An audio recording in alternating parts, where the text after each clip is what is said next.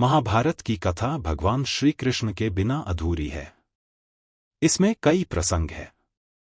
ऐसा ही एक प्रसंग है भगवान श्री कृष्ण और शिशुपाल का। शिशुपाल रिश्ते में कौरवों और पांडवों का भाई था और भगवान श्री कृष्ण की बुआ का पुत्र था। शिशुपाल के जन्म की कहानी भी बहुत रोचक है। शिशुपाल वासुदेव जी की बहन और छेदी के राजा दमघोष का पुत्र था। इस तरह से वह श्री कृष्ण का भाई था। जब शिशुपाल का जन्म हुआ तो वह विचित्र था। जन्म के समय उसकी 3 आंखें और 4 हाथ थे। यह देखकर शिशुपाल के माता पिता बहुत चिंतित हुए। उन्हें लगा कि उनके घर में पुत्र के रूप में कोई राक्षस पैदा हुआ है। इस भय से उन्होंने शिशुपाल को त्यागने का फैसला किया। लेकिन तभी आकाशवाणी हुई कि बच्चे का त्याग न करें। जब सही समय आएगा तो इस बच्चे की अतिरिक्त आंख और हाथ गायब हो जाएंगे। लेकिन इसके साथ ही यह भी आकाशवाणी हुई कि जिस व्यक्ति की गोद में बैठने के बाद इस बच्चे की आंख और हाथ गायब होंगे वही व्यक्ति इसका वध करेगा। आकाशवाणी से शिशुपाल के माता पिता की चिंता तो चली गई, लेकिन उन्हें उसके वध की चिंता सताने लगी। समय तेजी से बीतने लगा।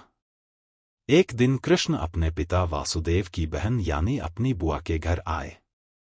वहां शिशुपाल को देखकर उनके मन में स्नेह जागा और उसे अपनी गोद में बैठा लिया। गोद में बैठाते ही शिशुपाल की अतिरिक्त आंख और हाथ अदृश्य हो गए। तब शिशुपाल को आकाशवाणी याद आ गई। इस घटना के बाद शिशुपाल की माता परेशान हो गईं और उन्होंने भगवान श्री कृष्ण से शिशुपाल का वध न करने का वचन लिया। भगवान अपनी बुआ को दुख नहीं देना चाहते थे, लेकिन विधि के विधान को वे टाल भी नहीं सकते थे। इसलिए उन्होंने अपनी बुआ से कहा कि वे शिशुपाल की 100 गलतियों को माफ कर देंगे, लेकिन 101वीं गलती पर उसे दंड देना ही पड़ेगा।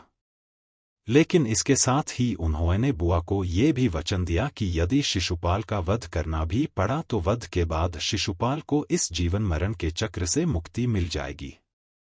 इसके बाद भगवान श्री कृष्ण वहां से चले आए। शिशुपाल रुक्मिणी से विवाह करना चाहता था, लेकिन रुक्मिणी भगवान श्री कृष्ण से प्रेम करती थी और उनसे ही विवाह करना चाहती थी। लेकिन रुक्मिणी के भाई राजकुमार रुक्मी को रिश्ता मंजूर नहीं था।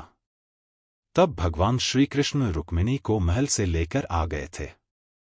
इसी बात से शिशुपाल भगवान श्री कृष्ण को शत्रु मानता था। जब युधिष्ठिर को युवराज घोषित किया तो राजसूय यज्ञ कराया गया। इस अवसर पर सभी संबंधियों और रिश्तेदारों को बुलाया गया। प्रतापी राजाओं को भी आमंत्रण दिया गया। इस मौके पर वासुदेव, श्री कृष्ण और शिशुपाल आमंत्रित किए गए थे। यहीं पर शिशुपाल का सामना भगवान श्री कृष्ण से होता है। भगवान श्री कृष्ण का युधिष्ठिर ने आदर सत्कार किया।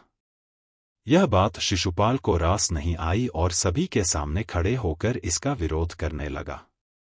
उसका कहना था कि एक मामूली ग्वाले को इतना सम्मान क्यों दिया जा रहा है, जबकि इस अवसर पर कई वरिष्ठी और सम्मानीय जन मौजूद हैं। भगवान श्री कृष्ण शांत मन से पूरे आयोजन को देख रहे थे, लेकिन शिशुपाल उन्हें अपमानित करने लगा और उनके लिए अपशब्दों का प्रयोग करने लगा। भगवान अपने वचन से बंधे हुए थे, इस कारण उसकी गलतियों को सहन करते जा रहे थे। लेकिन जैसे ही शिशुपाल ने 100 अपशब्द पूर्ण किए और 101वां अपशब्द कहा, श्री कृष्ण ने अपने सुदर्शन चक्र को शिशुपाल का वध करने का आदेश दिया। इस प्रकार शिशुपाल की मृत्यु हो गई।